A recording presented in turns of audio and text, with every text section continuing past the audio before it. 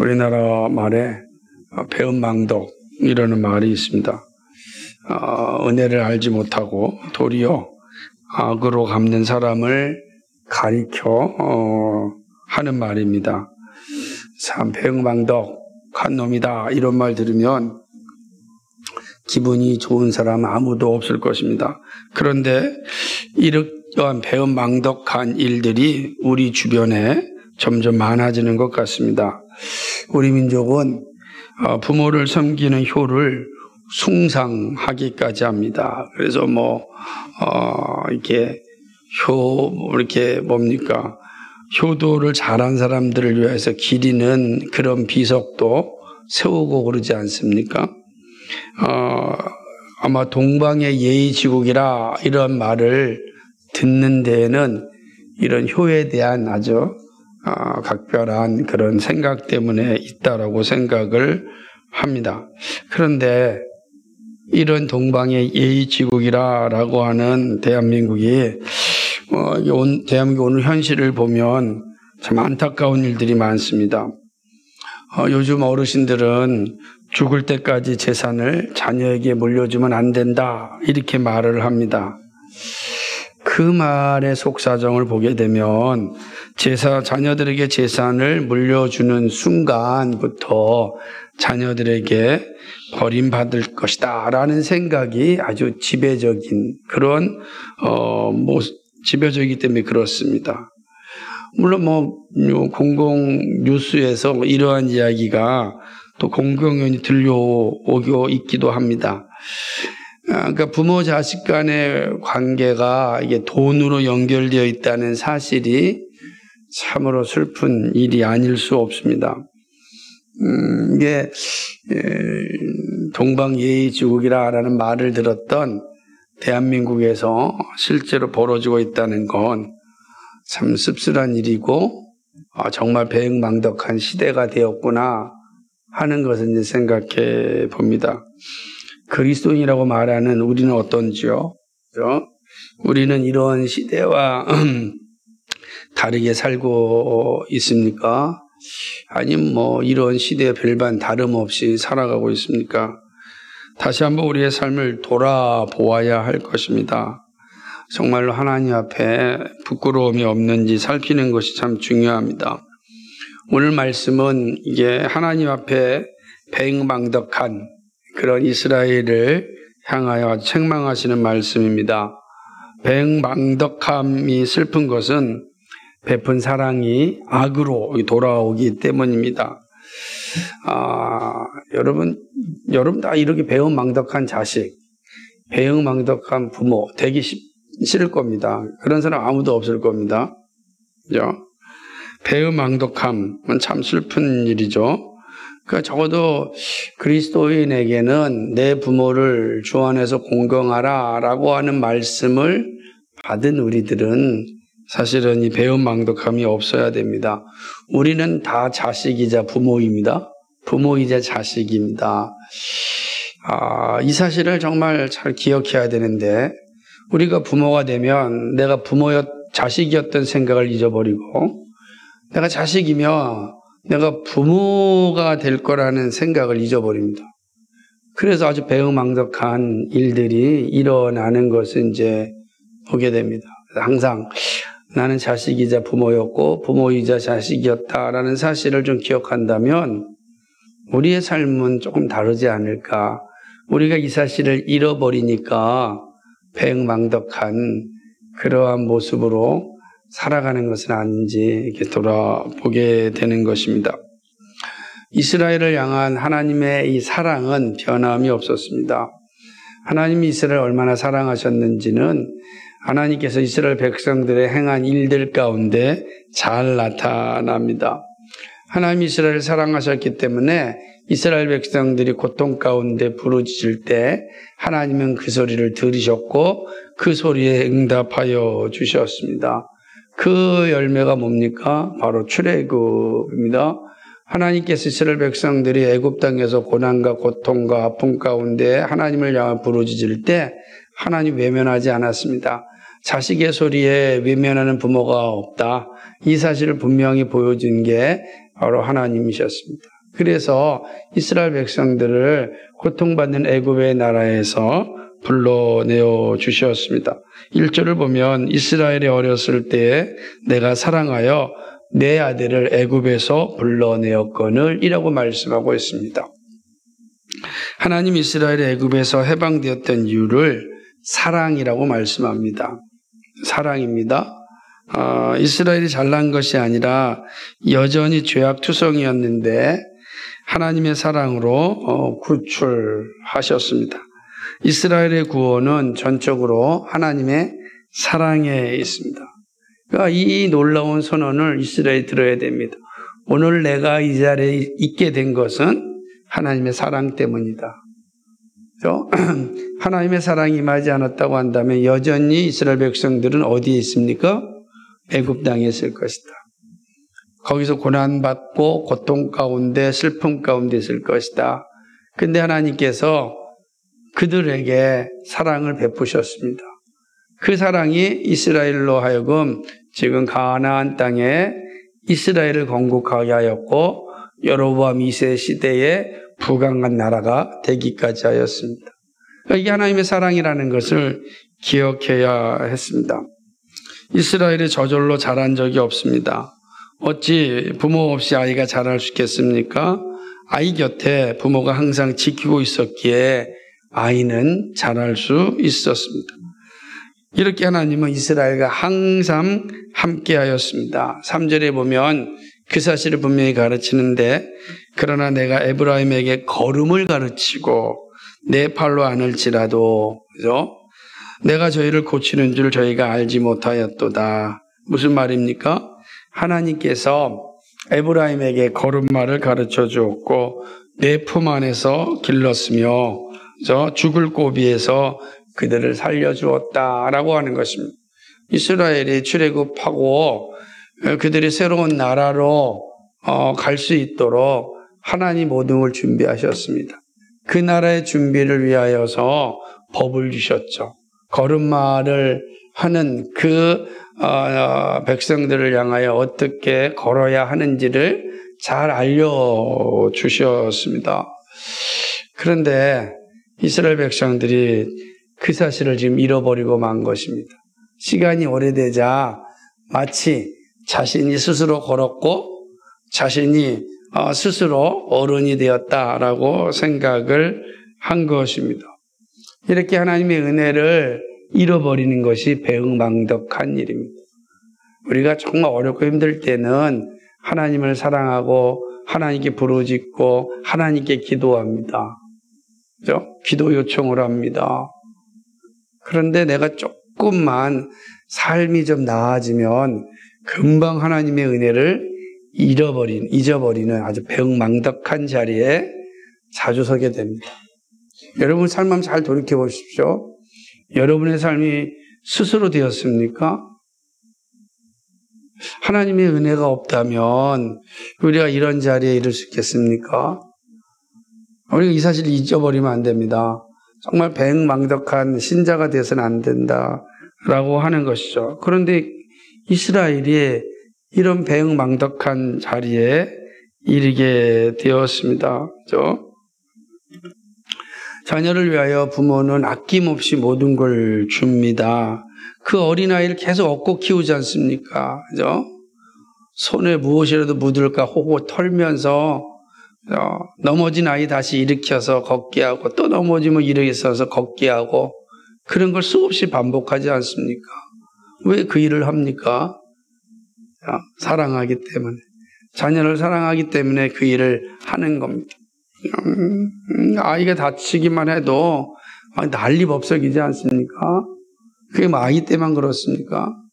나이가 들어도 끊임없이 내리사랑으로 사랑하고 있지 않습니까?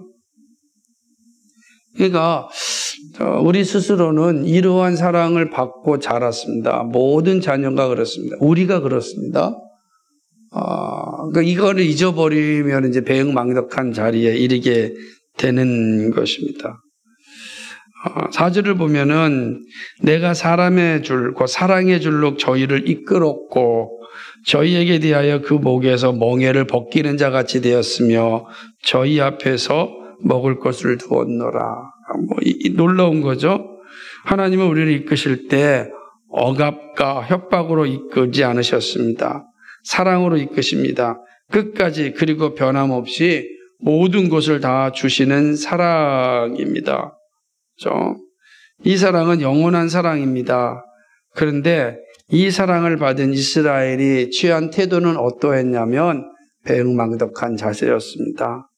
그들이 2절 말씀을 보게 되면 뭐라고 기록하고 있습니까? 그렇죠? 그런데 참 끔찍한 겁니다. 선지자들이 저희를 부를수록 저희가 점점 멀리하고 바알들에게 제사하며 아로새긴 우상 앞에서 분향하였느니라. 이렇게 사랑을 베풀었는데 선지자들이 다가오면 점점 멀리한 겁니다. 선지자들이 어떤 사람입니까? 하나님의 말씀을 전하는 사람이죠. 목사들 아니겠습니까? 하나님의 말씀을 전하는 거예요. 점점 멀리. 정말 점점 멀리한다는 걸 뭘 느끼냐면, 우리 시대는 목사들의 신방 받기를 기쁘게 여기지 않는 시대가 되었습니다. 개인 사생활이 중요하니까 목사님 멀리서 보십시오라고 하는, 그래서 말씀으로 가정을 축복하고 말씀을 통하여서 좀 함께 기도하고자 할 때 이거를 기쁘고 즐겁게 받고 준비하는 그런 시대가 지나가고 말았습니다. 여기저기서 듣는 모습들을 보게 되면 이제 세대 차이가 이렇게 나는구나. 그 신방을 주로 받을 때 이제 나이가 드신 분들만 신방을 받는 겁니다. 목사가 없어도 된다. 이런 의식이 밑바닥에 깔려 있는 거죠. 우리 스스로 얼마든지 신앙생활을 할 수 있습니다. 옆에서 보기만 하세요. 이런 의식들이 강하죠. 가까이 오는 걸 싫어합니다. 가까이 오는 걸 싫어하는 거죠. 여러분 잘 생각해 보십시오. 그럼 선지자를 가까이 하지 않으면 어떤 현상이 일어나겠는가? 저는 이 말씀이 참 많은 것을 생각하게 하는 것입니다. 이스라엘의 배은망덕은 다른 말로 하면은 교만과 배교입니다. 하나님의 말씀을 점점 멀리하였습니다. 하나님의 말씀이 귀찮은 것입니다. 말씀 없이도 살 수 있다는 교만입니다. 말씀이 꼭 필요하냐는 오만입니다. 이러한 모습이 있기에 말씀이 오면 점점 멀리하였습니다. 영적 침체에 빠지거나 시험이 들거나 믿음이 연약해질 때 나타나는 현상 가운데 하나가 말씀이 오면 도망치는 겁니다. 제발 말씀이 나를 지배하지 마세요. 내 삶에 간섭하지 마세요.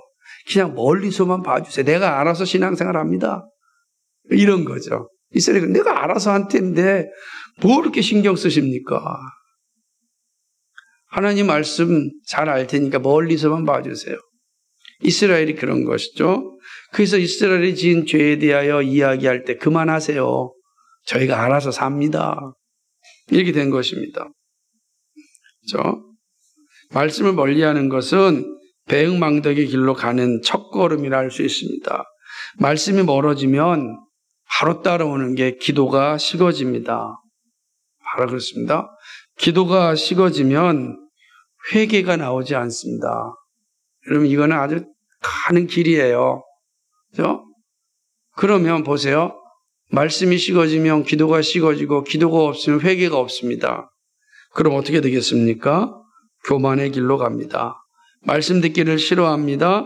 말씀 전하는 설교자가 불편합니다. 설교자 입을 통해 들려주신 하나님 말씀 듣기를 거부합니다. 그렇게 영적 배교의 자리로 한 걸음씩 나갑니다. 이렇게 말씀의 자리에서 멀어지면 하나님 외에 다른 것에 눈을 돌리기 시작합니다. 이것이 우상 숭배의 시작입니다. 말씀의 인도함에서 점점 멀어지면 우상 숭배에 점점 가까워집니다. 이스라엘은 하나님을 떠나서 바알에게로 갔습니다. 그렇죠? 하나님 늘 가까이 있는데 눈에 보이는 바알이 더 가깝다고 여겼습니다. 바알은 말이 없습니다. 이게 핵심이에요. 바알은 말이 없습니다.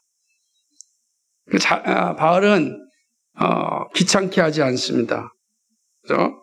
그러면 바알을 숭배하는 사람들에게 있어서 필요한 건 뭐예요? 자기 마음만 자기가 다스리면 됩니다. 이게 얼마나 쉽습니까? 우상을 섬기는 사람들, 우상들이 말하지 않아요? 자기 마음만 다스리면 됩니다. 그러나 하나님은 살아계시며 말씀하시는 분입니다. 그러기에 말씀을 들어야 합니다. 그런데 이것이 부패한 본성을 어렵게 합니다. 그래서 듣는 것을 싫어합니다.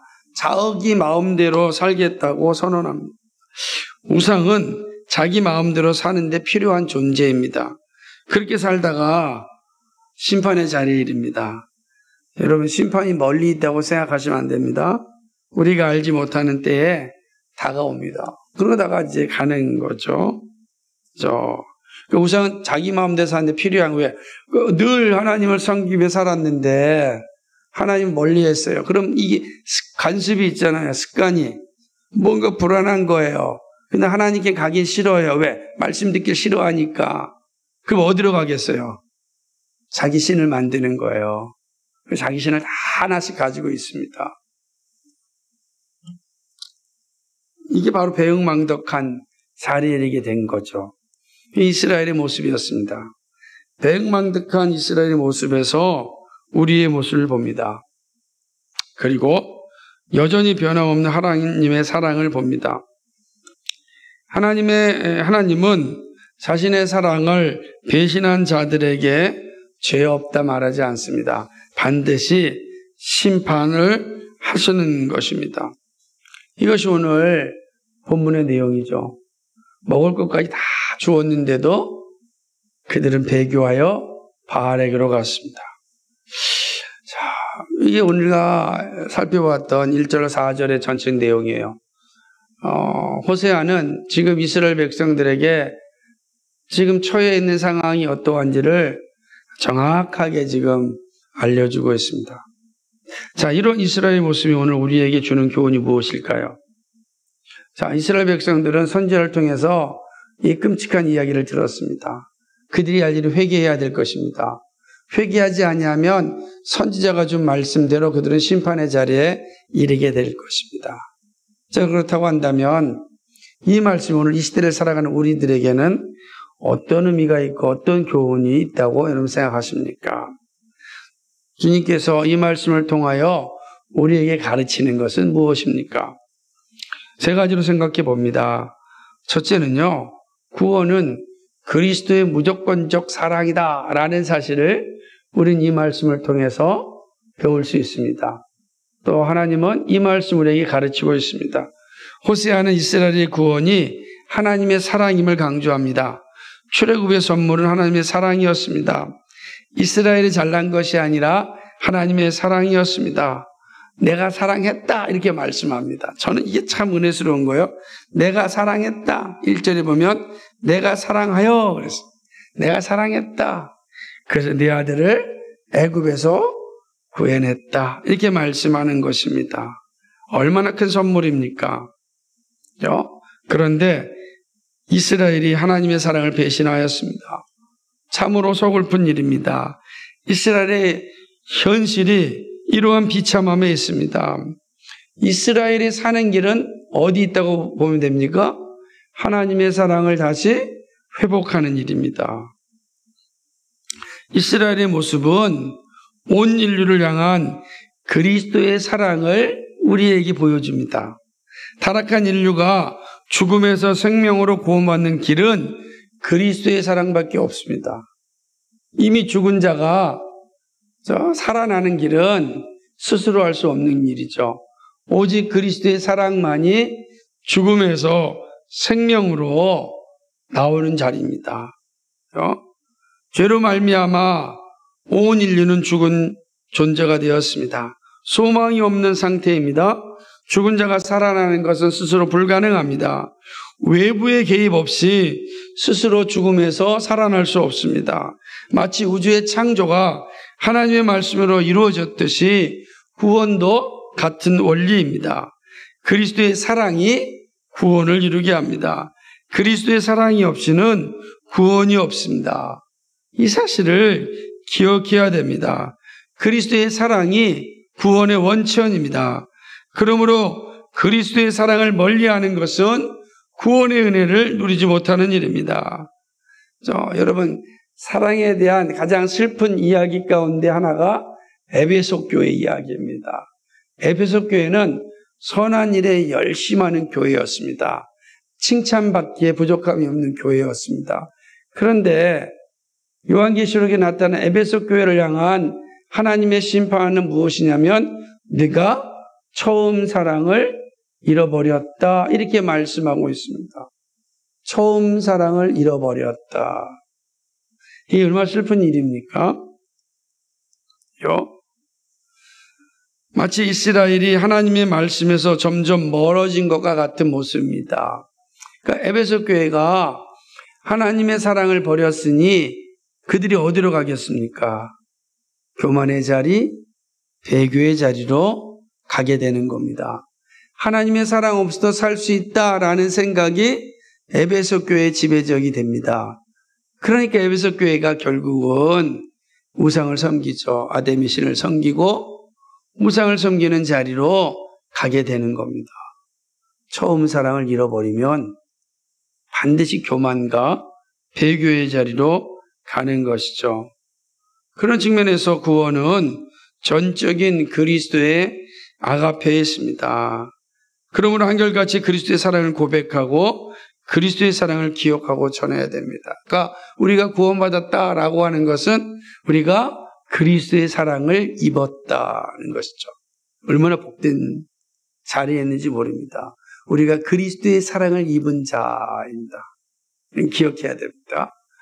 이걸 잊어버리면 우리는 정말 슬픈 배은망덕한 자리에 이르게 됩니다. 첫 번째 주는 교훈입니다. 두 번째는 예수 그리스도의 사랑의 절정은 십자가입니다. 이 사실을 우리는 배울 수 있습니다. 예수님의 사랑이 구원의 근거라고 하였습니다. 값없는 사랑이 선물로 주어졌습니다. 그런데 이 아가페의 사랑, 이 절대 무조건적인 이 사랑은 십자가에서 절정을 이룹니다. 하나님께서 우리를 사랑하시기 위하여 예수 그리스도를 보내셨습니다. 무조건적 사랑이죠. 근데 이 무조건적 이 사랑이 절정을 이룬 곳이 바로 십자가입니다. 십자가의 사랑이 바로 아가페이고 구원입니다.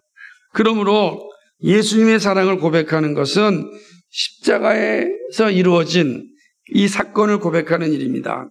십자가는 우리의 모든 죄를 짊어지시고 죽으신 사건입니다. 우리의 죄로 인하여 우리가 죽어야 될 자리가 십자가입니다. 그러니까 우리는 다 어디 있어야 됩니까? 십자가에 있어야 됩니다. 십자가의 자리는 우리가 있어야 될 자리입니다. 저주받은 십자가는 우리가 있어야 될 자리입니다. 우리는 거기서 영원한 심판 가운데 있어야 됐습니다. 그런데 그리스도께서 우리의 죄를 대신하여 십자가를 지셨습니다. 우리가 너무나도 잘 알고 있는 사실입니다. 그러기에 사도 바울은 십자가만을 자랑하고 나는 십자가의 흔적을 가지고 살고 있다라고 고백하였습니다. 왜냐하면 나의 나 된 것이 바로 이 십자가의 은혜이기 때문입니다. 십자가의 선물이 없었다고 한다면 나는 구원의 자리에 이를 수 없고 영원한 멸망의 자리에 이르기 때문입니다. 호세아 선지자는 4절에서 이렇게 이야기합니다. 내가 사랑의 줄로 그들을 이끌었고 그들에 대하여 그 목에서 멍에를 벗기는 자 같이 되었다라고 말씀합니다. 여러분 잘 생각해 보십시오. 죽음의 멍에를 가지고 영원한 지옥 형벌을 받아야 했던 우리가 바로 그리스도의 은혜로 말미암아 그리스도의 사랑으로 말미암아 우리가 그 죽음의 멍에를 벗어났습니다. 그리스도께서 우리를 사랑하사 십자가에서 죽으심으로 우리로 하여금 죽음의 멍에를 벗겨주셨습니다. 죽음에서 자유를 얻었습니다. 그리스도의 사랑이 우리로 하여금 죽음의 멍에를 벗어나게 하였습니다. 우리는 죽음의 멍에를 메고 살아야 했던 존재였습니다. 그런데 그리스도께서 우리를 사랑하사 우리를 위하여 십자가의 중심으로 우리로 하여금 그 멍에를 벗어 멍에에서 자유하게 하셨습니다. 우리는 십자가의 사랑을 항상 기억해야 됩니다. 그리고 입술로 고백하고 자랑해야 됩니다. 십자가의 사랑을 받은 사람이 바로 그리스도입니다. 그리스도인이 누굽니까? 십자가의 사랑을 받은 사람이에요.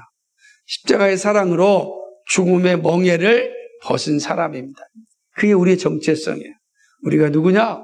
그리스도의 사랑으로 죽음의 멍에를 벗고 영생을 얻은 사람입니다.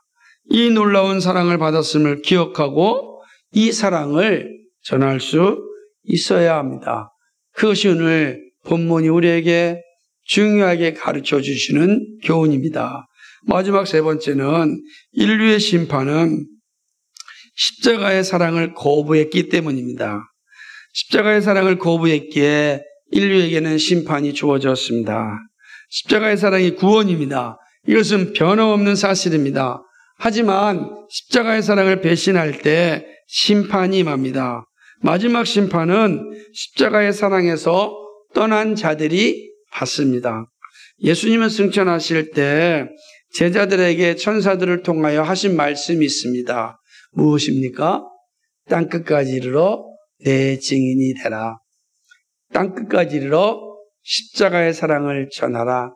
땅끝까지 이르러 구원의 비밀을 전하라. 땅끝까지 이르러 복음을 전하라. 이것이 예수님께서 승천하시면서 천사들을 통하여 주신 마지막 말씀이었습니다. 이미 제자들에게 땅끝까지 이르러 제자를 삼고 세례를 주라고 하셨던 주님은 승천하시는 그 자리에서도 이 말씀을 주셨습니다. 왜 그렇습니까? 십자가의 복음이 구원의 길이고 십자가의 복음이 영생의 길이기 때문입니다. 그러므로 십자가의 사랑을 듣고 회개하는 자들에게는 구원이 임하지만 회개하지 않는 자들에게는 심판이 임합니다. 사도 바울이요, 빌립보 감옥에서 간수 가족을 향하여 예수님의 뜻을 전하였습니다. 사도행전 16장 31절, 너무나도 유명한 말씀 아닙니까? 누구든지 주 예수를 믿으면 구원을 얻으리라. 그렇습니다. 그리고 이 놀라운 복음을 들었던 간수와 그 가족은 그 말씀을 믿고 세례를 받았습니다. 그리고 그곳에 구원이 임하였습니다. 놀라운 역사입니다. 그런데 똑같은 복음을 바울이 유대인에게 전하였습니다. 그런데 유대인들은 듣고 회개하지 않고 오히려 예수님을 조롱하였고 사도들을 핍박하였습니다. 결국 그들은 71년에 디도 장군에 의하여서 예루살렘 성전이 파괴되어지고 유대인들이 전부 다 로마로 끌려가게 되고 참으로 끔찍한 일들이 일어나게 됩니다. 물리적인 심판을 받았습니다. 그리고 아직까지도 그들이 원하는 성전이 회복되지 않았습니다. 앞으로도 회복되지 않습니다. 왜냐하면 예수님이 참 성전이고 믿는 자들 안에 성령의 전이 이미 임하였기 때문입니다. 제3성전은 필요하지가 않습니다. 하나님의 심판은 분명한 기준을 가지고 있습니다. 그것은 십자가에 대한 고백입니다. 십자가의 복음, 십자가의 사랑을 거부하거나 배신한 자에게는 심판이 임합니다. 그러나 십자가의 사랑을 받아들이고 회개하는 자에게는 구원이 임하고 영생이 주어집니다. 놀라운 것은 십자가의 사랑을 거부하는 이들의 특징이 있습니다. 그들은 점점 말씀에서 멀어지고 우상을 향하여 가까워집니다. 이 기준을 가지고 우리의 모습을 살피는 것이 중요합니다. 내 모습이 어떠한지 살펴보고 말씀의 자리에 가까워지기를 소망합니다. 멀어지는 것은 죽음이고 가까워지는 것은 생명입니다. 이것이 오늘 선지자를 통해서 우리에게 주시는 분명한 메시지입니다. 말씀을 맺겠습니다. 그리스도의 사랑을 받은 사람과 그렇지 못한 사람의 차이는 바로 죽음과 생명입니다. 구원과 심판이죠. 우리는 그리스도의 사랑을 고백하고 십자가를 자랑하고 증거합니다. 이것이 구원받음의 증거입니다. 생명을 소유하였다는 표시입니다. 여러분, 내가 이 십자가를 사랑하고 이 십자가를 전하는 것은 내가 구원받은 자라는 증거입니다. 아무리 교회를 다녀도 그들의 입에서 십자가를 자랑하고 십자가에 대한 고백이 없다면 그들은 구원받은 백성이라 말할 수가 없습니다. 몸은 교회에 있어도 점점 내 영혼이 말씀에서 떠나 우상으로 향한다면 그는 구원받은 자라 말하기가 어렵습니다. 그들은 말씀을 들었고 복음을 들었지만 십자가를 외면하는 자리에 서게 될 수 있습니다. 그것은 심판의 자리에 이르게 되는 것입니다. 우리 시대는 그 무엇보다 그리스도의 사랑이 필요합니다. 그 시작은 말씀을 듣는 자리에 가까워지는 일입니다. 말씀을 점점 멀리하는 것은 배교의 자리로 가는 길입니다. 말씀을 점점 멀리하는 것은 예배의 자리를 가볍게 여기고 점점 멀어지는 일입니다. 말씀을 점점 멀리하는 것은 하나님과의 교제인 기도가 식어짐을 의미합니다. 그 결과는 영적 침체와 도피 성도가 되어지고 마침내 배교의 자리인 우상 숭배의 자리로 이어집니다. 이것은 연쇄적인 반응입니다. 말씀에서 멀어지면 기도의 자리에서 멀어지고 기도의 자리에서 멀어지면 영적 침체가 오고 영적 침체가 오면 도피 성도가 되어지고 도피 성도가 되어지면 반드시 우상 숭배의 자리로 가게 됩니다. 이 고리를 끊어야 됩니다. 끊지 않으면 안 됩니다. 빨리 끊어야 됩니다. 끊어야 사는 것입니다. 말씀의 소리가 들릴 때 아멘으로 받아야 됩니다. 말씀의 자리가 찾아올 수 있도록 마음의 문을 늘 열어놔야 됩니다. 항상 열어놔야 됩니다. 하나님, 누구를 통하여서도 하나님의 말씀이 나에게 들려지게 하옵소서 해야 됩니다. 그래야 그 말씀이 하나님의 말씀인 줄 알고 영적인 침체에 빠지지 않습니다. 그럼 반드시 기도의 자리로 이르게 됩니다. 기도의 자리에 이르게 되는 것입니다. 기도의 자리에 이르러야 우리가 살아나는 것입니다. 그렇지 않으면 우리는 또 무너지게 되어 있습니다. 왜 많은 사람들이 도피 성도의 자리로 갑니까? 이 자리에서 넘어지기 때문에 그렇습니다. 한 번은 어떤 모임에 갔습니다. 모임에서 어떤 주제를 갖고 토론이 아주 그냥 엄청납니다. 그냥 얼굴이 울그락불그락 되어졌습니다. 서로 자기의 입장을 표명하느라고 그냥 입술이 떨리도록 이야기를 합니다. 그러다가 한쪽에서 자기의 논리가 약해지고 또 자기의 감정을 건드리는 말을 하니까 버럭하고 욕을 해버린 겁니다. 여러분 생각해 보십시오. 야, 입에서 욕이 나왔습니다. 여러분 어떡하시겠습니까? 권혜영 집사님, 욕이 나왔으면 어떻게 대응하시겠습니까?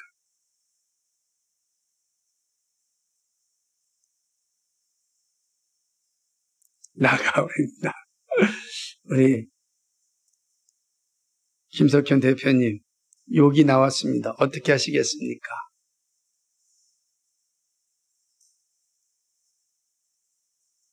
어떻게 하시겠습니까?